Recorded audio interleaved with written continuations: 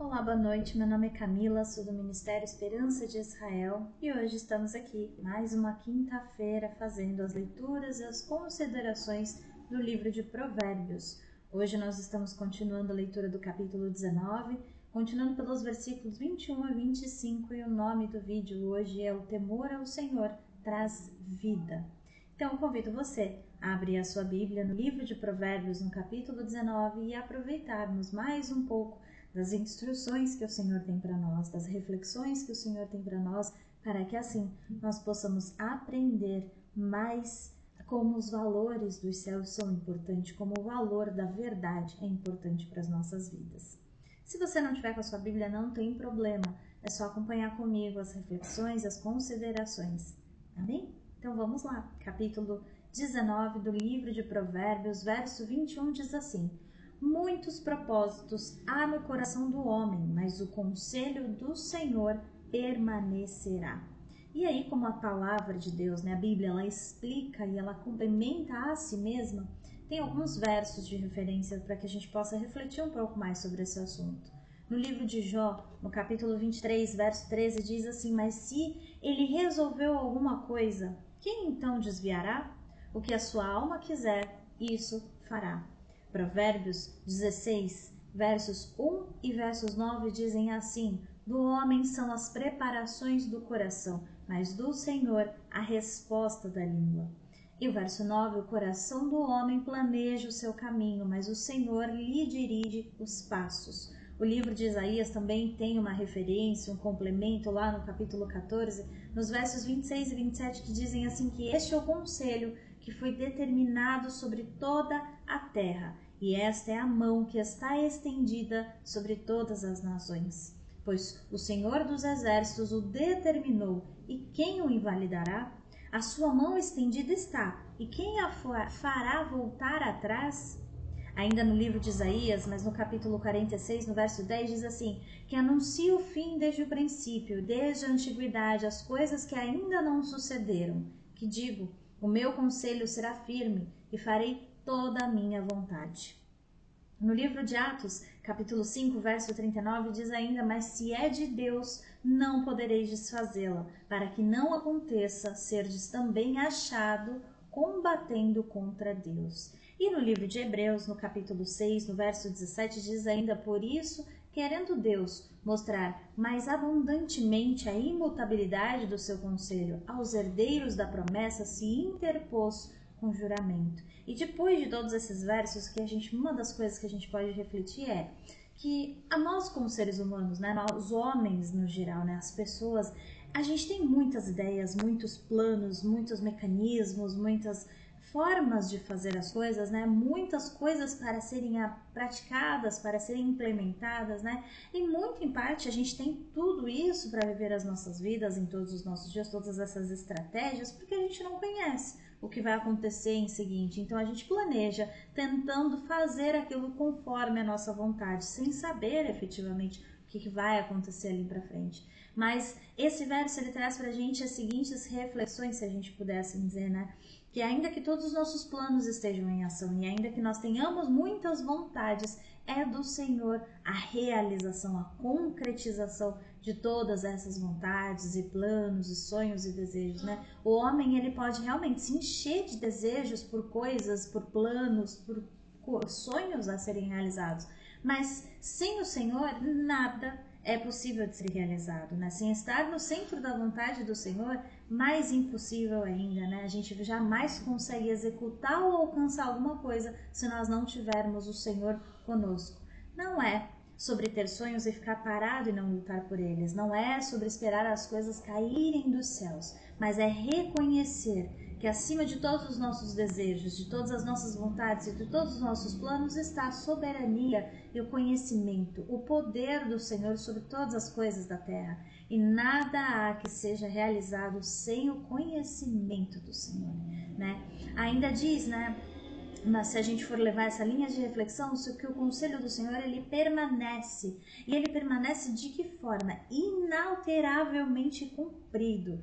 O livro de Jeremias, no capítulo 44, no versos 28 a 29, fala uma seguinte passagem: e os que escaparem da espada voltarão da terra do Egito, a terra de Judá, poucos em número, e todo o restante de Judá que entrou na terra do Egito para habitar ali, saberá se subsistirá a minha palavra ou a sua. E isto vos servirá de sinal, diz o Senhor, que eu vos castigarei neste lugar, para que saibais que certamente subsistirão as minhas palavras contra vós para o mal. Salmo 115, verso 3 fala ainda, que mas o nosso Deus está nos céus e ele fez tudo quanto o agradou. Sendo o Senhor imutável, imutável é a sua natureza, ou seja, ela não pode ser mudada. Então as ideias dele não podem ser alteradas, os seus valores não podem ser alterados. E nenhuma criatura é capaz de mudar, de suspender, de impedir o Senhor de realizar a sua vontade. Mas dentro de nós, o único mecanismo, se a gente pudesse dizer, que funciona e que prevalece é a vontade genuína de agradar ao Senhor. O verso 22 diz assim, que o desejo do homem é a sua beneficência, mas o pobre é melhor do que o mentiroso, porque a bondade do homem é o que torna ele desejável, é o que torna ele aceitável para todas as pessoas. Então, um homem pobre, por exemplo, que ele está disposto a atos de bondade, mesmo tendo pouquíssimos recursos, mas sendo benevolente, sendo misericordioso, com os poucos recursos que ele possui, é melhor do que um mentiroso, do que um rico, por exemplo, que mentindo ele guarda as riquezas dele para si mesmo, guarda em vez de socorrer, conforme prometido, todos aqueles que estão em pobreza, em aflição. Então é mais um verso dizendo pra gente sobre a certeza, a severidade do caráter, daquele que está independente da posição de pobre ou rico, mas na sinceridade, na prática da verdade, na prática da sinceridade e de quão bom é melhor você ser certo, justo, verdadeiro e sincero, mesmo que poucos sejam os seus recursos, do que ser abastado, do que ter tudo aquilo que você julga necessário sobrando e você viver em mentira, em falsidade, ou ainda se escondendo para não realizar aquilo que é necessário. O verso 23 diz ainda que o temor do Senhor encaminha para a vida, aquele que o tem ficará satisfeito e não visitará mal algum. O livro de 1 Timóteo, capítulo 4, verso 8, diz que porque o exercício corporal para pouco aproveita, mas a piedade para tudo é proveitosa, tendo a promessa da vida presente e da que há de vir. O temor do Senhor encaminha a gente para a vida, porque aquele que tem o temor ao Senhor, ele habita satisfeito, ele habita abundantemente preenchido com todas as coisas que são boas para o corpo e para a alma.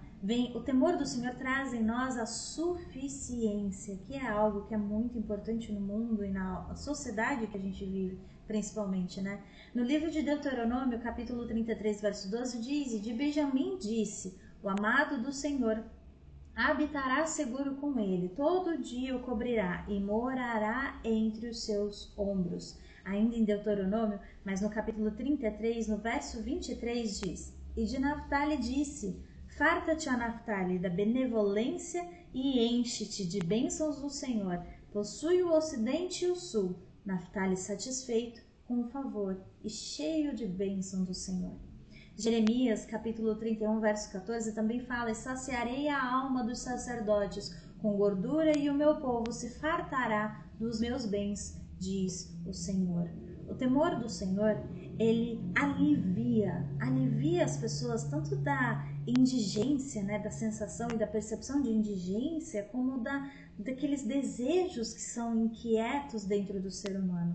Ainda como diz na palavra, e no livro de Filipenses, no capítulo 4, versos 18 a 19, diz: "Mas bastante tenho recebido e tenho abundância, cheio estou, depois que recebi de Epafrodito, o que da vossa parte me foi enviado, como cheiro de suavidade e sacrifício agradável e aprazível a Deus. O meu Deus, segundo as suas riquezas, suprirá todas as vossas necessidades em glória por Cristo Jesus." E o livro de Salmos, também no capítulo 34, verso 11, diz: "Vinde, meninos, ouvi-me, e eu vos ensinarei o temor do Senhor." Porque o temor do Senhor, ele resiste nós vivermos a vida concentrados no Senhor, reconhecendo que Ele é o Senhor e soberano, reconhecendo que Ele é plenamente poderoso para realizar todas as coisas, não aterrorizado pelas coisas que Ele pode fazer, mas consciente das coisas maravilhosas e grandes que o Senhor pode fazer. E vivendo uma vida assim, concentrada no Senhor, concentrada na palavra do Senhor, concentrada em observar e obedecer, concentrada em cumprir tudo aquilo que o Senhor tem declarado, a pessoa que assim vive, ela consegue entrar num caminho verdadeiro e genuíno de Jesus Cristo, e assim ela acaba entrando nesse padrão de comportamento onde ela está cada vez mais isenta do mal, da culpa, porque o seu caminho é de busca, né, de busca de santificação e de santidade. E aí ela está também cada vez mais isenta do mal da punição, porque em todo o tempo ela se esmera, se disciplina e se esforça para realizar o bem e para seguir o padrão de moralidade, de vida, né, que é a palavra do Senhor e que o Senhor declara, né, temendo ao Senhor em todas as coisas, de todas as formas, em todos os aspectos da sua vida. E verso 24 agora diz assim que o preguiçoso, ele esconde a mão no seio. Uma vez mais a palavra de Deus falando, né, sobre o preguiçoso. O preguiçoso, ele esconde a mão no seio, enfada-se a levar a boca. Provérbios capítulo 15, verso 19 diz que o caminho do preguiçoso é cercado de espinho, mas as veredas dos retos é bem aplanada. Provérbios capítulo 26, verso 13 diz que o preguiçoso, um leão, diz o preguiçoso, um leão está no caminho, um leão está nas ruas. E no verso 15 ele diz, o preguiçoso esconde a sua mão no seio e cansa-se até de torná-la à sua boca, como nós vimos. Se o preguiçoso, né, ele não leva sequer a mão dele até a boca para se alimentar, imagina de alguma forma se colocar a serviço de alguém ou alguma coisa, né, para realizar alguma coisa. E é justamente o aviso que o Senhor vem dar para nós através da sua palavra. Além de ele não se esforçar e não realizar, ele vai colocar dificuldades nas coisas que estão ao redor, como está em Provérbios 15, 19, né? Que ele diz, Provérbios 26, capítulo 26, verso 13, que diz que o preguiçoso diz que um leão está no caminho e um leão está nas ruas. Ele não está no caminho nem nas ruas, mas ele já coloca uma dificuldade para dizer que aquilo não pode ser realizado. Existe um ditado que descreve o homem preguiçoso como esperando até que os tordos assados e temperados, eles voem para a sua boca implorando para serem devorados. O preguiçoso, ele se coloca nesse lugar sempre de que ele merece todas as coisas, ele merece ser servido, ele merece ser alimentado, ele merece ser enriquecido, ele merece prosperar sem absolutamente nada fazer.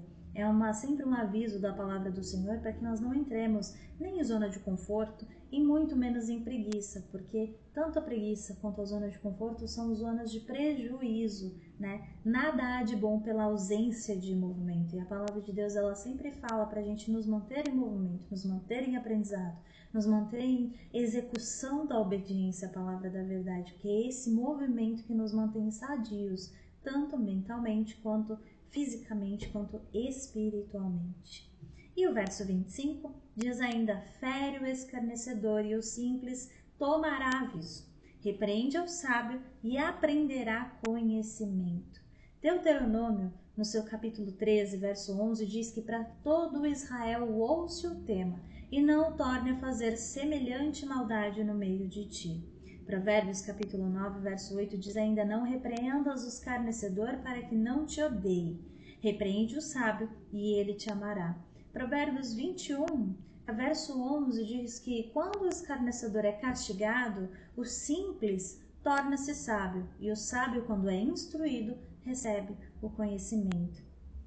Essa parte, fere o zombador e o ingênuo será precavido, é porque a reprovação, ela não serve para desviar o zombador do mau caminho dele, né? E assim da mesma forma, a punição para ele não vai fazer bem, mas pode tornar aquele que é ingênuo, né, cujo caráter ainda não está formado nem para o bem nem para o mal, ele pode tornar ele, mostrar para ele, fazê-lo refletir e assim se corrigir do seu mau caminho. Então, portanto, a gente pode ver em diversas formas, e aí eu vou até declarar alguns versos aqui, que Deus primeiro sempre pune os pecadores pelo bem.